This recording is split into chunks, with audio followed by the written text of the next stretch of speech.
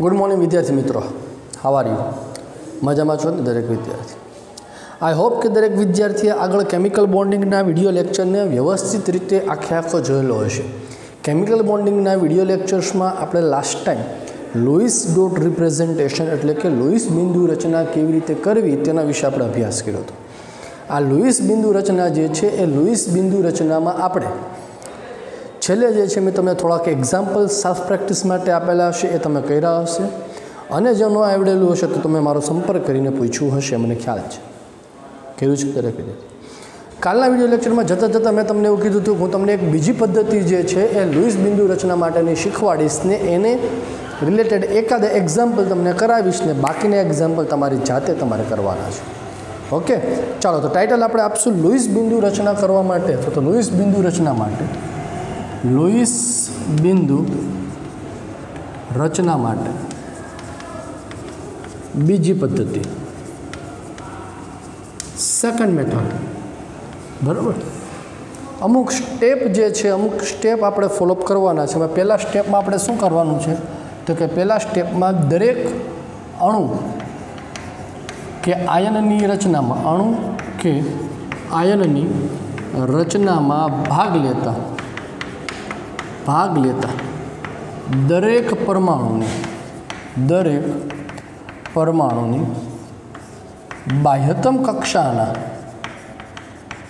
बाह्यतम कक्षाना कुल इलेक्ट्रॉननी गणतरी करवी। एने आपणे संज्ञा वी तरीके दर्शावी। शेना तरीके दर्शावीए छे? वी तरीके दर्शावी। बाह्यतम जेटला अणु के परमाणु भाग ले छे ए अणु के परमाणुनी बाह्यतम कक्षाना इलेक्ट्रॉननी संयोजकता कक्षाना इलेक्ट्रॉननी केल्क्युलेशन करवी। माइनस चार्ज तो उमेरवा, पॉजिटिव चार्ज हो तो बाद करशुं, जेने केना तरीके दर्शाव्युं छे आपणे? वी तरीके। बीजा स्टेप में आ अणु के आयनना दरेक परमाणुने अष्टक पूर्ण करवा जरूरी इलेक्ट्रॉननी गणतरी करवी, जेने ओ तरीके दर्शावे छे। दाखला तरीके कार्बन है तो अष्टक पूर्ण करवा माटे केटला इलेक्ट्रॉन जोईए तो कि 8। ऑक्सिजन हो तो केटला जोईए? 8। ऑलमोस्ट बधाना 8 ज आवे, बराबर। अष्टक पूर्ण करवा माटे केटला? हाइड्रोजन हो तो एना 2 आवे, बराबर। बाकी बधा जे छे परमाणु एना केटला इलेक्ट्रॉन आवशे? 8। एक्जाम्पल करीश तो ख्याल आवशे। त्यार पछी त्रीजું स्टेप जे छे ए भागीदारीना इलेक्ट्रॉननी गणतरी करवी। भागीदारीना इलेक्ट्रॉननी गणतरी करवा नीचेનું सूत्र वापरવું। आ भागीदारीना इलेक्ट्रॉन छे ने एस शेर्ड इलेक्ट्रॉन एस तरीके दर्शावाय छे। माटे एस इज इक्वल टू शुं थशे तो कि S is equal to O minus V. S is equal to शुं थशे? O minus V. एटले बीजा स्टेपना इलेक्ट्रॉन मांथी पहला स्टेपना इलेक्ट्रॉन ने बाद करो एटले भागीदारी माटे केटला इलेक्ट्रॉन युग्म मूकवाना छे एनो अंदाजो आवे, बराबर छे। त्यार पछी चौथું स्टेप तो कि भाई अणु अथवा तो आयनना परमाणु द्वारा तेनु माळखुं दौरवुं। माळखुं दौरवुं, माळखा दौरवा माटे आपणे काले वात करी छे। शुं करवानुं? मध्यस्थ परमाणु तरीके कोने लेशुं तो कि मध्यस्थ परमाणु सेंट्रल एटम तरीके लिस्ट इलेक्ट्रोनेगेटिविटी एटम्स एटले के ओछो विद्युत ऋण जे परमाणु होय ए ओछो विद्युत ऋण परमाणु लेशुं, बराबर। अने लास्ट में छेल्लुं स्टेप अबंधकारक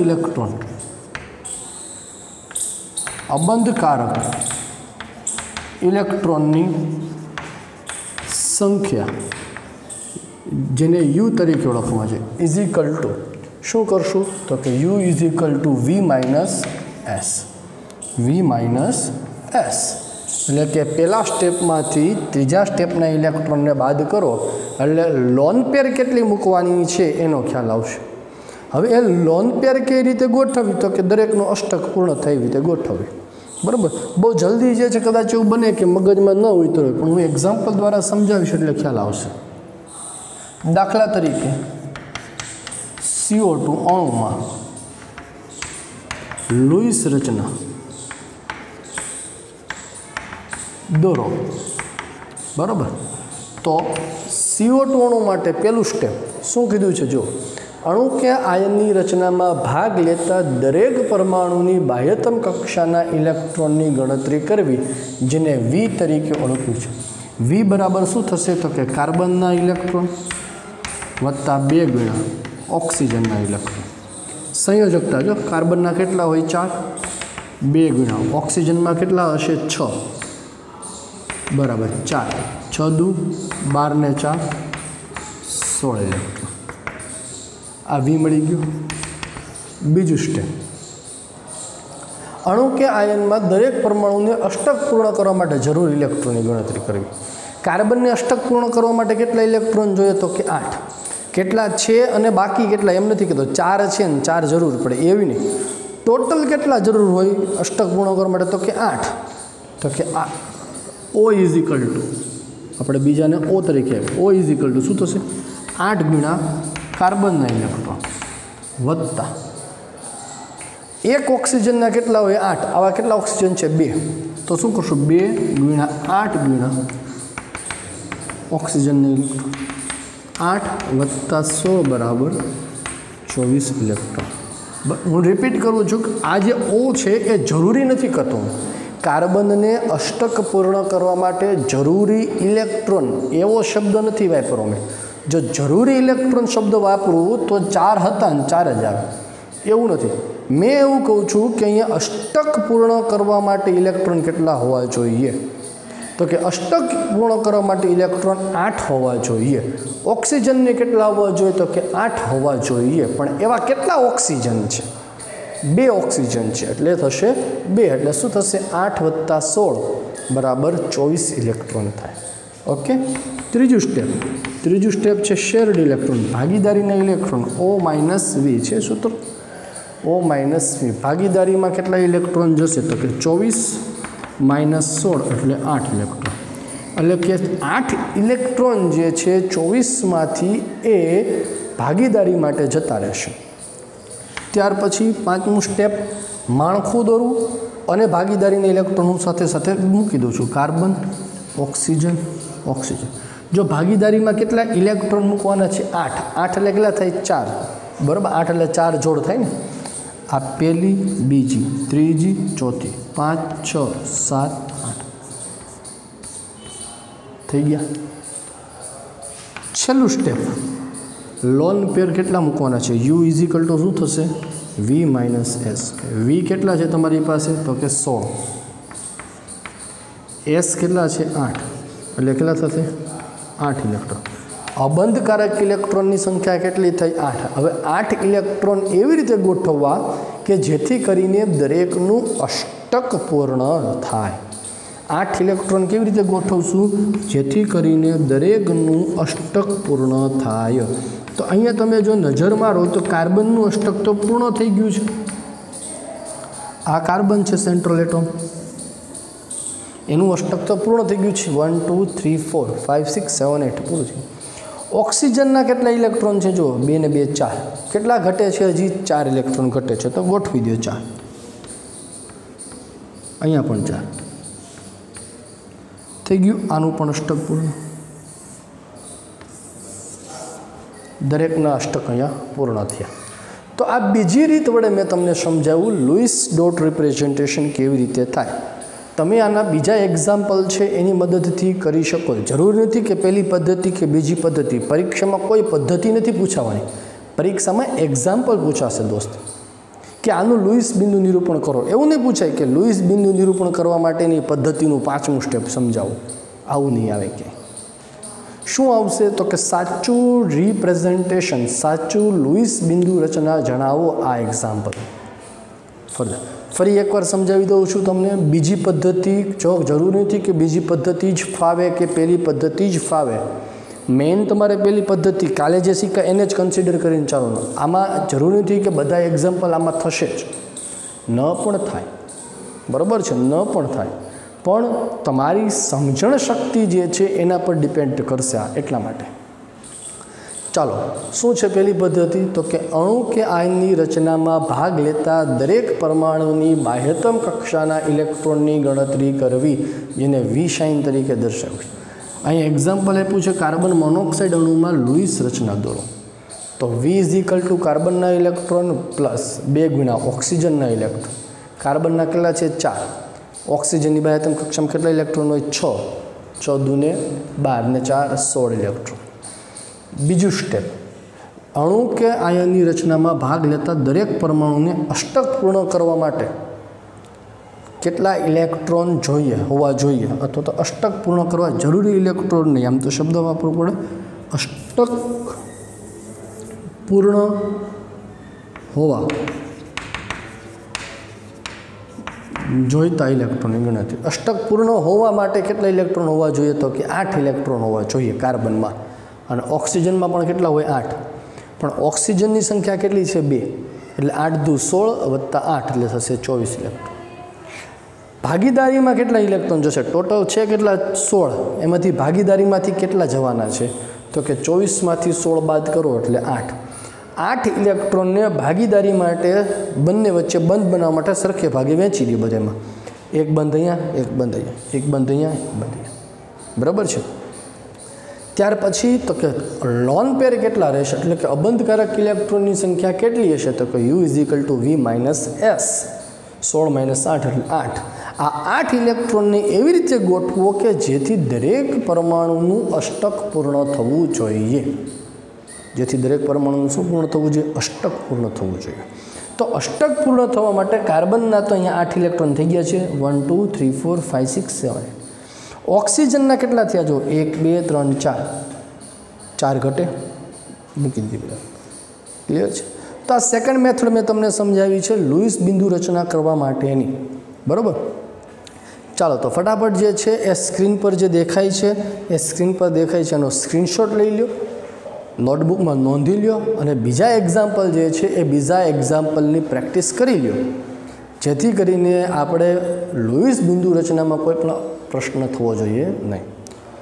હવે આપણે જે છે વાત કરવાની છે અહીંયા નેક્સ્ટ ટોપિક, એ છે ફોર્મલ ચાર્જ, જેને કહેવાય છે નિયમનિષ્ઠ વીજભાર. શું છે ફોર્મલ ચાર્જ, શું જરૂરિયાત પડે છે, એની ડિસ્કશન કરીએ. એની પહેલાં ફટાફટ સ્ક્રીનશોટ લઈને પોતાની નોટબુકમાં નોંધો અને વિડીયો. ચાલો રેડી. લુઈસ રચના જે છે ને એક્ઝામ્પલ જોયા પછી હવે વાત કરવાની છે નિયમનિષ્ઠ વીજભાર, ફોર્મલ ચાર્જ. તો પ્રશ્ન એ ઉપસ્થિત થાય કે પહેલાં વસ્તુ કે આ નિયમનિષ્ઠ વીજભાર અથવા તો ફોર્મલ ચાર્જ છે શું, એની રિક્વાયરમેન્ટ શું પડી, શા માટે એની જરૂરિયાત પડે છે. તો લુઈસ બિંદુ નિરૂપણ આપણે જે કર્યું એ લુઈસ બિંદુ નિરૂપણની અમુક મર્યાદા છે. શું મર્યાદા છે તો હંમેશા યાદ રાખવાની કે સૌથી અગત્યની લુઈસ બિંદુ નિરૂપણની મર્યાદા શું, તો કે તે અણુના આકાર વિશે, અણુના આકાર તથા અણુની સ્થાયીતા વિશે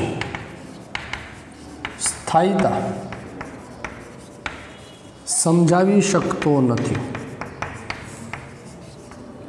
આ સૌથી અગત્યનો ડ્રોબેક લુઈસ ડોટ રિપ્રેઝન્ટેશનનો છે. લુઈસ બિંદુ નિરૂપણની સૌથી એક અગત્યની મર્યાદા એ શું, તો કે એ અણુનો આકાર નથી સમજાવતો. આપણે લુઈસ બિંદુ નિરૂપણ કર્યું એમાં કોઈ જગ્યાએ એવું આવે છે કે દાખલા તરીકે CO2 છે એનો અણુનો આકાર રેખીય થાય, આવું રિપ્રેઝન્ટેશન હોય તો, અથવા તો એવું જ આવી શકે છે કોઈ જગ્યાએ CO2 અણુમાં આવી રીતે બંધની ગોઠવણી હોય તો એ વધુ સ્થાયી થાય કે ન થાય, નહીં. હવે એ મર્યાદા જે છે એ મર્યાદા હોવાથી નિયમનિષ્ઠ વીજભારની જરૂરિયાત પડી. દાખલા તરીકે હું એમ ઉદાહરણ તમને કીધું કે ભાઈ CH3OH મિથેનોલ. આ મિથેનોલ અણુમાં પરમાણુની ગોઠવણી કેવી રીતે થાય, અથવા તો મિથેનોલ અણુનું વાસ્તવિક બંધારણ છે કયું હોવું જોઈએ. તો આને મારે ધારો કે કોઈ વિદ્યાર્થી આનું રિપ્રેઝન્ટેશન કરવું હોય તો આમ કરી શકે, HHOH. આ પણ પોસિબિલિટી સાચું છે. बीजी संभावना शू है तो कि बीजी संभावना आ पण छे CH OH।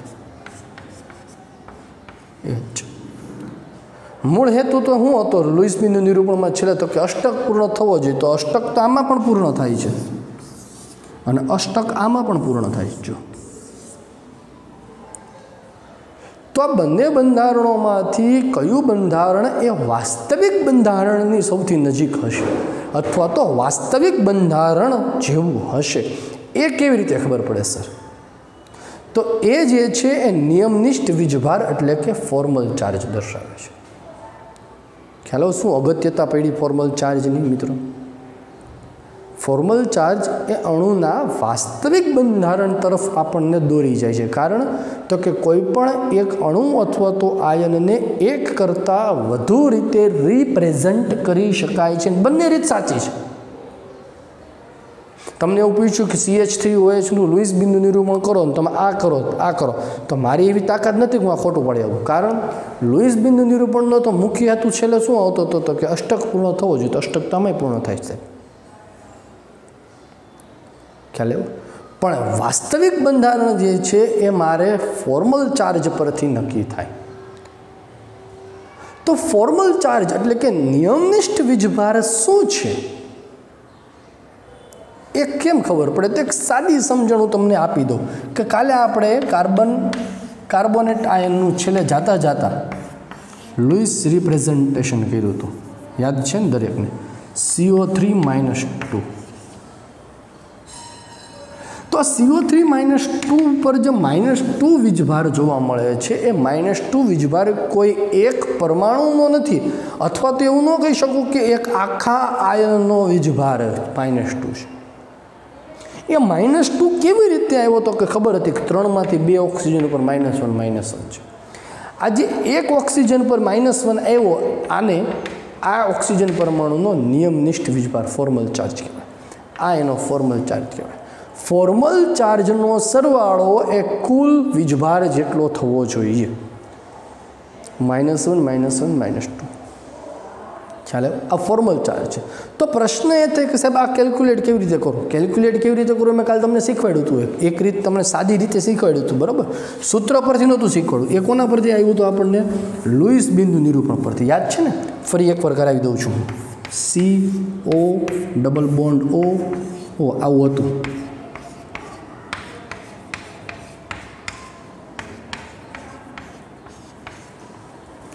तो हवे आमां तमे जुओ कि आ ऑक्सीजन परमाणु छे एमां पोताना इलेक्ट्रॉन केटला छे तो कि 1 2 3 4 5 6 थई गया एटले कोई वीजभार नथी। आ ऑक्सीजन परमाणु गुण 1 2 3 4 5 6 7 एक वध्यो एटले -1 1 2 3 4 5 6 7 -1 कार्बनना 1 2 3 4 कोई चार्ज -1 टोटल एवं -2 बराबर। आ लुईस बिंदु रचना दोरी अने एना परथी वीजभार जे आवे ए मैं तमने समझाव्युं। पण अहींया आपणे जे शीखवानुं छे ए फॉर्मल चार्जनुं सूत्र मूकीने -1 केवी रीते आव्यो, सूत्र मूकीने शीखशुं कि -1 केवी रीते आव्यो ए आपणे करवानुं छे। ख्याल आव्यो दरेकने कि फॉर्मल चार्जनी इम्पोर्टन्स शुं छे ए अहींया मैं तमने समजाव्युं। हवे आपणे वात करवानुं छे कि फॉर्मल चार्ज एटले शुं, व्याख्या एनी आपवानी छे अने उदाहरण साथे समजशुं। એટલે टाइटल पहेला आपणे शुं आपशुं तो कि फॉर्मल चार्ज एटले शुं, એટલે કે नियमनिष्ठ वीजभार जेने इंग्लिशमां कहेवाय छे फॉर्मल चार्ज एटले शुं उदाहरण सहित समझाओ। એટલે એનું સૂત્ર મૂકી ઉદાહરણ સહિત સમજાવો। તો ફોર્મલ ચાર્જ એટલે શું એની વ્યાખ્યા જો આપી તો આપણે શું આપી શકીએ તો કે અણુ અથવા તો આયનની રચનામાં ભાગ લેતા દરેક પરમાણુનો નિયમનિષ્ઠ વીજભાર એટલે જે તે પરમાણુનો મારે ફોર્મલ ચાર્જ કેલ્ક્યુલેટ કરવાનો છે તે પરમાણુનો ફોર્મલ ચાર્જ એટલે શું? તો કે તે પરમાણુ તેની મુક્ત અવસ્થામાં હોય ત્યારે સંયોજકતા કક્ષાના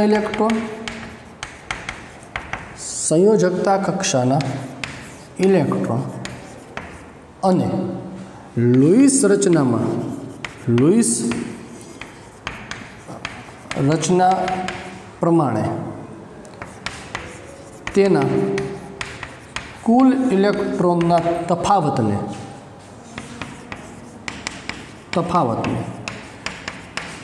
તે પરમાણુનો નિયમનિષ્ઠ વીજભાર કહેવાય છે.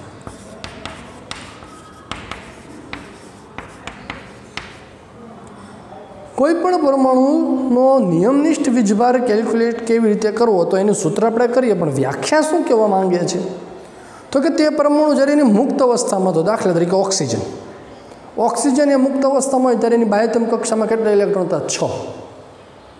અને હવે જ્યારે કોઈ અણુ કે આયનમાં ગોઠવાય છે અને તમે જ્યારે એનું લુઈસ રચના દોરો છો ત્યારે એના જે કુલ ઇલેક્ટ્રોન હોય એમાં લોન પેર અને બોન્ડિંગ પેર એટલે બંધકારક અને અબંધકારક બંને આવી ગયા. એમનો તફાવત એટલે કહેવામાં આવે છે નિયમનિષ્ઠ વીજભાર. માટે નિયમનિષ્ઠ વીજભારનું સૂત્ર યાદ રાખવાનું છે. નિયમનિષ્ઠ વીજભાર ફોર્મલ ચાર્જ બરાબર મુક્ત અવસ્થામાં પરમાણુની સંયોજકતા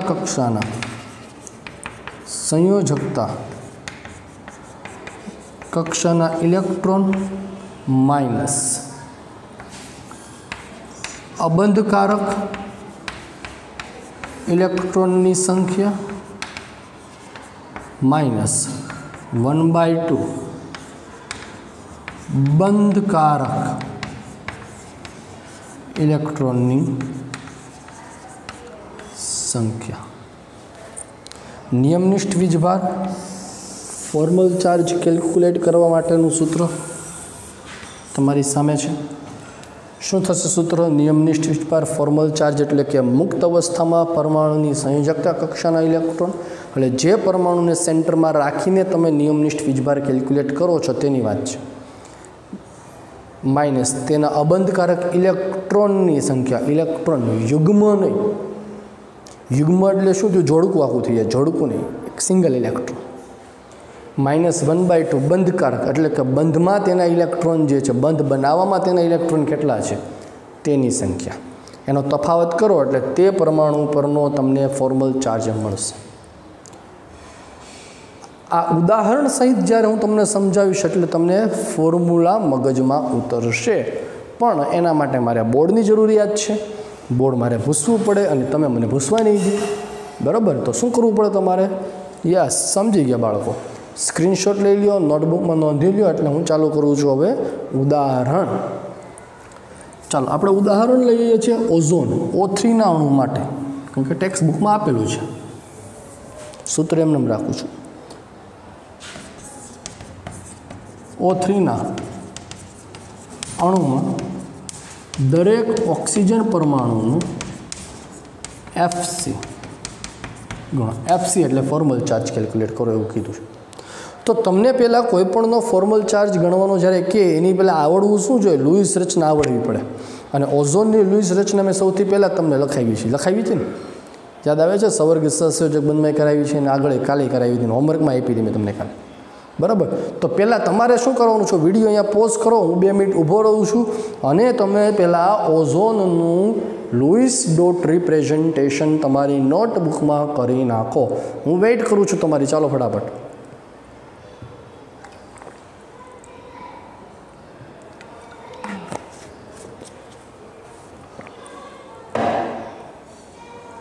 થઈ ગયું દરેકને?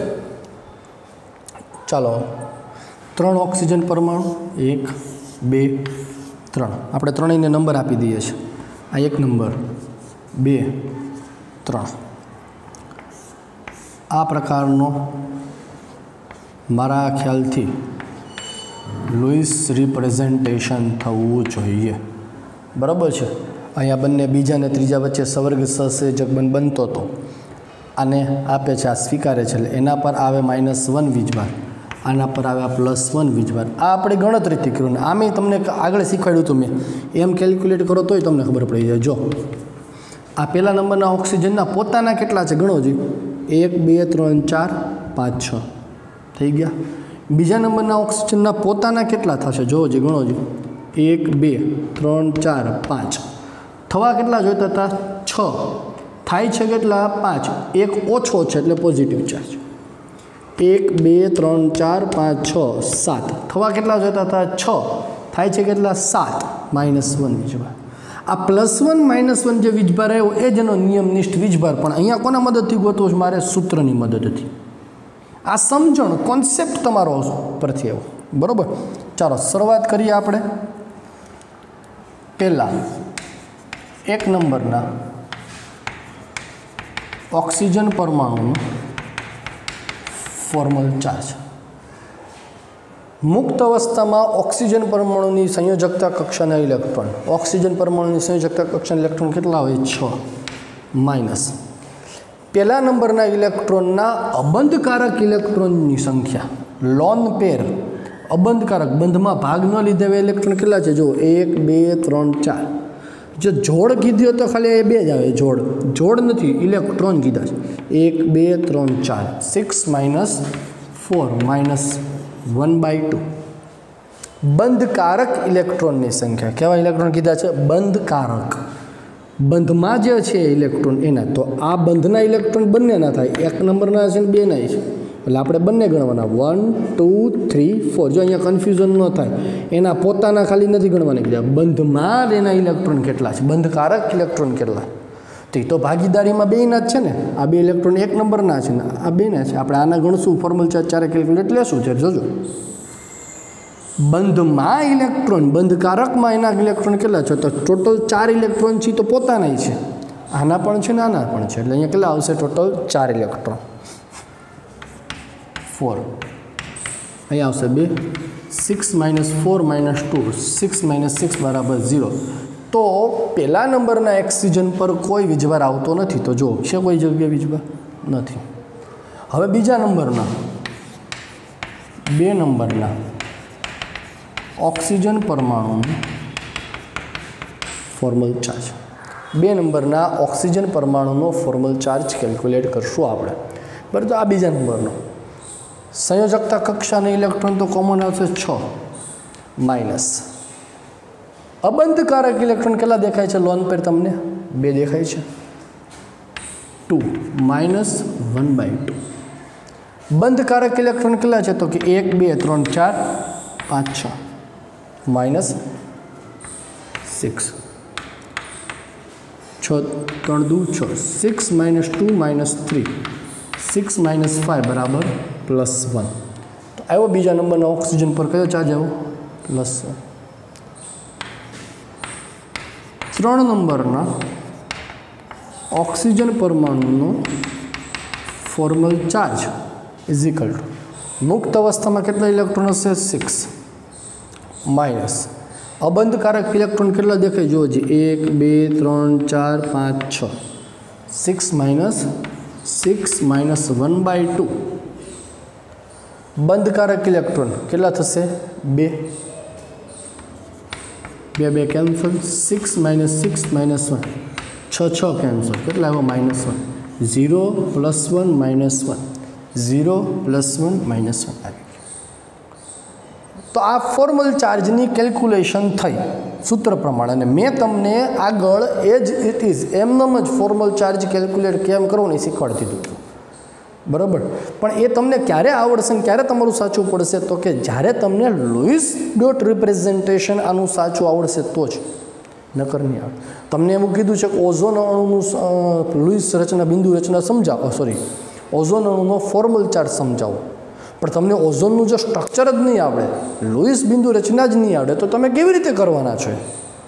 એટલે પહેલાં અગત્યની વસ્તુ શું છે આ, અને પછી તમે આ કેલ્ક્યુલેટ કરી શકો છો, બરાબર છે. તો પરીક્ષામાં પ્રશ્ન અવારનવાર પૂછાય છે 3 માર્ક્સમાં. ફોર્મલ ચાર્જ એટલે શું, તેનું સૂત્ર લખી ઉદાહરણ સહિત સમજાવો. એટલે 1 માર્ક્સ વ્યાખ્યાનો, 1 માર્ક્સ સૂત્રનો અને 1 માર્ક્સ આ કેલ્ક્યુલેશન. ઓકે, ચાલો ફટાફટ જે છે એકવાર સ્ક્રીનશોટ લઈ લો. એટલે પછી તમારે છે હું એક બીજું એક્ઝામ્પલ તમને આપું છું, એ બીજા એક્ઝામ્પલનો ફોર્મલ ચાર્જ તમારે મને ગણીને આપવાનો છે અને એ તમારે તમારી જાતે ગણવાનો થશે, બરાબર. થોડીક અઘરી વસ્તુ છે નહીં બાળકો, પણ કરવું તો પડશે જ. ચાલો રેડી.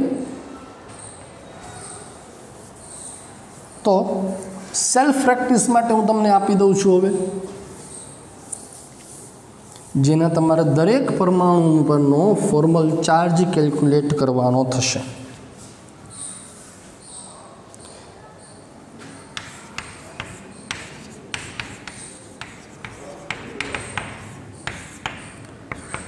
પહેલું CO3-2. આમાં દરેક પરમાણુ પરનો ફોર્મલ ચાર્જ સૂત્ર મૂકીને ગણવાનો, કાર્બનનો 3 ઓક્સિજનનો. બીજું NO2-1, આમાં પણ સૂત્ર મૂકીને દરેકનો ફોર્મલ ચાર્જ કેલ્ક્યુલેટ કરજો. અને ત્રીજું NH4+1. ક્લિયર છે દરેકને? તો આ ફોર્મલ ચાર્જ જે છે એ ફોર્મલ ચાર્જની વાત થઈ. હવે પ્રશ્ન તમને મેં જે શરૂઆતમાં પૂછ્યો હતો કે સર આ જે મિથેનોલવાળું એક્ઝામ્પલ તમને મેં સમજાવ્યું કે મિથેનોલના 2 સ્ટ્રક્ચર સાચા છે. આ એક સ્ટ્રક્ચર છે અને એક આ સ્ટ્રક્ચર છે. બંને અષ્ટકના નિયમનું પાલન કરે છે, પણ બંનેમાંથી સાચું બંધારણ કયું છે? એ બંધારણ સાચું છે કે બી બંધારણ સાચું છે, ખબર કેમ પડશે? તો તમારે કરવાનું શું આમાં, તો કે આમાં તમારે ફોર્મલ ચાર્જ જોઈ લેવાનો. કાર્બનની બાહ્યતમ કક્ષામાં કેટલા ઇલેક્ટ્રોન હોય? તો કે 4. 1 2 3 4, કોઈ ચાર્જ નથી. ઓક્સિજનની બાહ્યતમ કક્ષામાં કેટલા ઇલેક્ટ્રોન હોય? તો કે 6. 1 2 3 4 5 6. આમાં પણ 6 એ 6 છે. આના 4 ઇલેક્ટ્રોન, આના 6 ઇલેક્ટ્રોન, કોઈ ફોર્મલ ચાર્જ, કોઈ ચાર્જ નથી આવતો. પણ હવે આ કાર્બન પર જોવો જોઈએ. અહીંયા બીજા બંધારણમાં કાર્બનના પોતાના ઇલેક્ટ્રોન કેટલા થાય છે? આ 1 2 3 4 5. થવા કેટલા જોઈતા હતા દોસ્ત?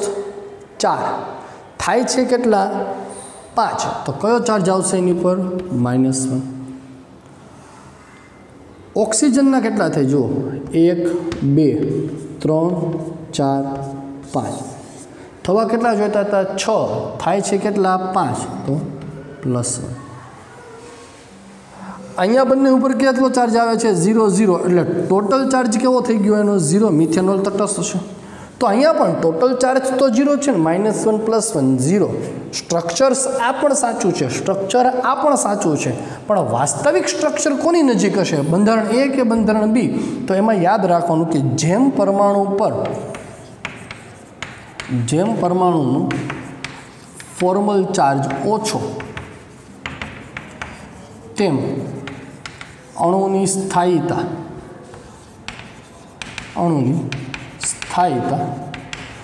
ઓછી, વધુ.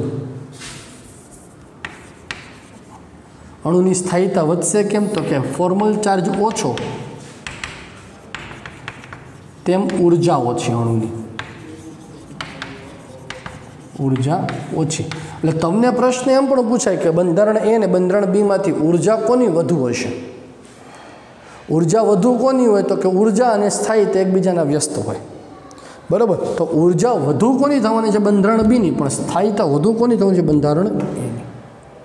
ખ્યાલ આવ્યો આ ફોર્મલ ચાર્જની અગત્યતા શું છે? બંધારણ A અને બંધારણ B એ બંને મિથેનોલના બંધારણ ખરી, પણ વાસ્તવિક બંધારણ કોની નજીક છે? વાસ્તવિક બંધારણ, સ્થાયી બંધારણ કયું છે? બંધારણ A કે બંધારણ B? તો શું જોવાનું? તો કે ફોર્મલ ચાર્જ જેમ ઓછો, અહીંયા પરમાણુ પર ફોર્મલ ચાર્જ કેટલો હતો? તો 0 0. અહીંયા પરમાણુ પર ફોર્મલ ચાર્જ કેટલો છે? -1 ને +1. ઓછો કયો કહેવાય? વીજભાર તો છે જ. એમની એમ જ સાહેબ આ 0 કરતાં -1 તો ઓછો થયો. અહીંયા માઇનસ અને પ્લસ એ માત્ર ને માત્ર સાઇન દર્શાવે છે, કોઈ મૂલ્ય નહીં. મૂલ્ય તો કેટલું થાય છે? 2 પર 1 1, એ માઇનસ હોય કે પ્લસ? 0 કરતાં પ્લસ 1 કેવું થયું? વધુ થયું. એટલે આના પર કોઈ ચાર્જ નથી, આના પર ચાર્જ છે. તો ઓછો ચાર્જ કયો બંધારણમાં છે? એ માટે આ મોસ્ટ સ્ટેબલ બંધારણ છે. આ નિયમનિષ્ઠ વીજભારની અગત્યતા છે. ક્લિયર છે દરેક વિદ્યાર્થીને? તો આજે જે છે આપણે ફોર્મલ ચાર્જ અને લૂઇસ ડોટ રિપ્રેઝન્ટેશનની વાત કરી છે. અમે સેલ્ફ પ્રેક્ટિસ માટે તમને એક્ઝામ્પલ આપેલા છે. પ્રેક્ટિસ કરો અને ન ખબર પડે ને મારો સંપર્ક કરવો. બરાબર છે? બાય.